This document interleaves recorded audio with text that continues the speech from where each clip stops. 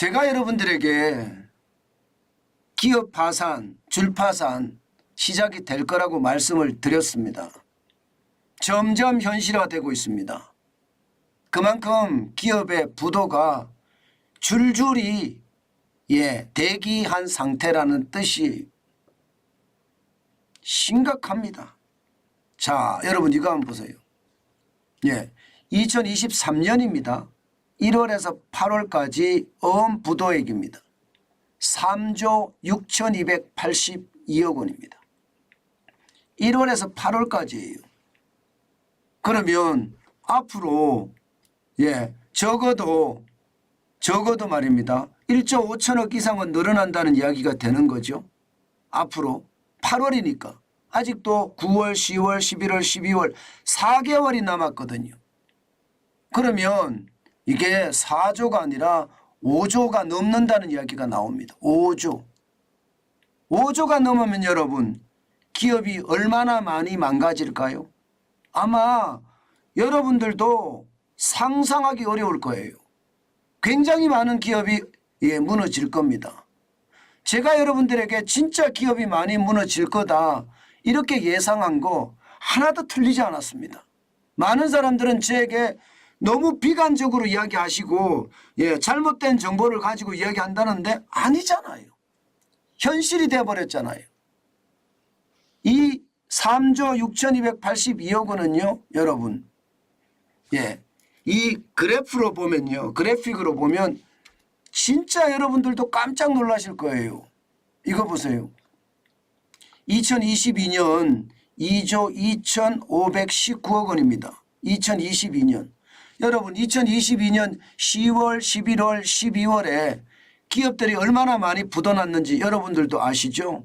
채권시장에 위기가 와서 엄청나게 부도가 났습니다. 그 당시에 말입니다. 2조 2,519억 원의 부도액밖에 안 됩니다. 지금은요 3조 6,282억 원이에요. 2015년 4조 6,361억 원 이후 최대치입니다. 여러분 이대로 가면 어떻게 될까요? 이대로 가면 역대 최대치가 될 가능성 높아집니다. 물론 IMF는 제외할 수도 있겠죠. IMF 때까지도 가도 부도액이 이렇게까지 많이 늘어나는 것은 쉽지 않습니다. 2017년에 3조 4,308억 원이 줄어들기 시작했어요. 2020년에는 부도액이 1조 3,311억까지 줄어들었습니다. 아무래도 말입니다. 그때만 하더라도 이게 재난지원금도 뿌리고 또 돈을 많이 푸냐면서 좋아졌는데 결국 말입니다. 통제방역 2년 1개월이 지금 기업들에게 치명타를 안겼고 그 치명타가 2022년부터 드러나기 시작해서 2023년에 최악이 되고 있다는 뜻입니다. 기업이 경기 회복이 되고 있다는데 여러분 경기 회복이 되는 건가요? 경기 회복은 일부는 되고 있는 건 사실이에요. 반도체를 중심으로 해서 생산이 늘어나는 건 사실이지만 지금 기업이 무너지는 속도도 굉장히 빠르다는 이야기입니다. 충격적이지 않으세요? 제가 지금까지 말씀드린 내용들이 빈말이 아니잖아요. 저는 수치를 가지고 이야기하기 때문에 여러분들에게 과장된 뉴스나 가짜 뉴스를 만들 수가 없습니다. 수치가 틀리면 당장 말입니다. 구독자분들에게 제가 비난을 받을 수밖에 없거든요.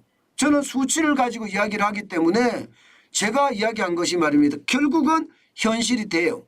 물론 정책적 대안을 가지고 정부가 적극적으로 정책을 펼칠 때는 좀 달라지겠죠. 그러나 여러분도 알다시피 윤석열 정부도 사실 손 놓고 있는 게 너무 많거든요. 공룡 야당이라고 해서 저 벽을 못 넘을 거야. 아예 두려워하면서 말입니다. 넘어가지를 안 하려고 시도조차도 안 하는 경우가 참 많거든요. 제가 늘 말씀드리는 거 있잖아요. 외양간을 고쳐야 되는데 황소가 무서워서 못 고치는 거예요. 그럼 그 황소는 언제든 뛰쳐나간다고 제가 말씀을 드렸죠. 저는 지금 그 상황이 현실이 되고 있다는 이야기를 제가 꼭 드리고 싶은 겁니다. 줄파산이라는 게 그러면 끝났느냐? 아니에요. 이제 시작이에요. 왜 이제 시작이냐? 금리가 안 내려가잖아요. 예, 기본적으로 말입니다. 기본적으로 2년 1개월의 통제 방역이 있었고요. 그 당시에 기업들은요, 대출이 장난 아닙니다. 장난 아니에요. 예, 대출로 버텼으니까 기업들이 대부분. 자영업자도 마찬가지고요. 중소기업도 마찬가지고 중견기업도 마찬가지고 심지어 대기업도 마찬가지거든요. 현금이 없는 기업들은 망했던가 그렇지 않으면 부도 위기 상태에 몰려있는 상태입니다. 이 상태에서 2021년 8월 24일부터 기준금리를 올리기 시작했습니다. 쭉쭉쭉쭉쭉 올라갔어요. 그러니까 어떻게 됐습니까? 당장 말입니다. 2020년 12월에 금리가 2.73%였던 금리가 지금 8월 현재 5.21%예요. 이런 가운데 기본적으로 경영이나 기업이 잘 됐으면 좋겠는데 기업의 경영이 쉽지 않았어요. L자형 침체가 계속됐습니다. 그러면 이자가 1억 내던 게 2억, 뭐 1,000만 원 내던 게 2천만 원 내기 시작했는데 경기까지 나빠. 그러면 이자를 내기 위해서 또 대출받는 그런 악순환이 됐다는 이야기. 제가 여러분에게 말씀을 드렸어요. 지금 그게 현실이 된 거고요. 그만큼 말입니다. 최악의 길을 가고 있다. 이렇게 예상할 수가 있는 겁니다. 그러니 말입니다. 한계 기업들은 줄줄이 늘어나고요. 이 줄줄이 늘어나는 한계 기업들 결국 파산할 수밖에 없거든요. 한계 기업이라는 게 벌어서 영업이익으로 이자를 낼 수 없는 기업을 한계 기업이라고 하는데요. 한국경제인협회 자료를 보면 말입니다. 외부 감사 대상 기업 23,273곳 중에 말입니다. 거의 말입니다. 15.1%에 해당하는 3,017개가 한계기업이에요. 이거 다 망할 거예요. 이거는요. 한계기업은 3년 동안 말입니다. 영업이익으로 이자도 못 낸 기업이에요. 그러면 계속 빚을 내서 이자를 내고 있다는 이야기예요. 그런 기업들이 2017년만 하더라도 1,863개였습니다. 그런데 1,154곳이 늘어서 61.9%가 늘은 거예요. 이거 다 망할 거 아니에요. 계속 망할 겁니다. 심각한 상황이 올 거예요. 지금은요 어떤 대책도 나와 있지 않아요. 기업이 비용을 줄이는 그런 대책이라는 게 겨우 말입니다. 겨우 여러분도 알다시피 기업이 내는 법인세 1% 줄여주는 게 다예요.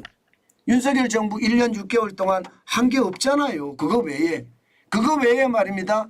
주 52시간제를 제대로 만들었어요. 아니면 최저임금을 적게 올렸습니까?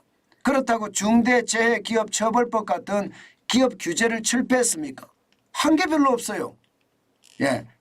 탈원전을 친원전으로 바꾸면서 탈원전 기업들이 완전히 망하기 일보 직전에서 회생한 것, 이것은 굉장히 잘한 이야기입니다. 그렇지만 전체적으로 기업의 비용을 줄일 수 있는 그런 구조는 없었다는 거예요. 그렇기 때문에 한계 기업들은 이자 폭탄에 몰려서 결국은 파산으로 가는 경우가 굉장히 많을 수밖에 없습니다. 실제로 말입니다, 여러분. 실제로 기업들의 부채 늘어나는 걸 보면 진짜 장난이 아니거든요. 지금 2017년에 기업들의 부채가 많아서 한계 기업에 빠진 게 13.6%인데 지금 2022년에는 15.5%입니다. 이것은 말입니다. 한국은행이 외부 감사 대상 기업 25,135곳을 기준으로 조사를 했더니 이렇게 나온 거예요.